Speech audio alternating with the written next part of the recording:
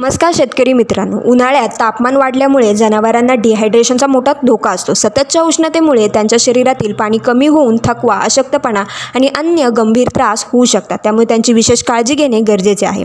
डिहायड्रेशनची लक्षणे काय असतात? वारंवार थकवा आणि हालचाल मंदावणे, तोंड आणि नाक कोरडे पडणे, त्वचेला कोरडेपणा जाणवणे, दूध उत्पादनात घट येणे, डोळे खोल गेलेले दिसणे। डिहायड्रेशन टाळण्यासाठी काय केले पाहिजे? उन्हाळ्यात जनावरांना नेहमी ताजे आणि स्वच्छ पाणी उपलब्ध असावे। दिवसभरात वारंवार पाणी द्यावे। उन्हाच्या तीव्रतेपासून बचाव करण्यासाठी जनावरांना झाडाखाली, गाईच्या शेडमध्ये किंवा मोकळ्या जागेत छायेमध्ये ठेवावे। उन्हाळ्यात जनावरांना पचायला हलका पण ऊर्जा देणारा आहार द्यावा। हिरवा चारा, गुळ पाणी देणे फायदेशीर ठरते।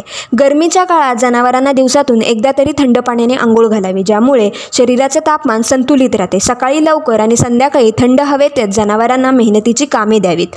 जर तुमच्याही जनावरांमध्ये डिहायड्रेशनची लक्षणे दिसून येत असतील तर त्यांना एन्जिरीज शक्ती व एन्झिकॉन द्या, ज्यामुळे डिहायड्रेशनचे प्रमाण कमी होण्यास मदत होईल। अशीच माहिती मिळवण्यासाठी एन्जिरीजच्या फेसबुक पेजला आणि इंस्टाग्राम अकाउंटला फॉलो करा। धन्यवाद।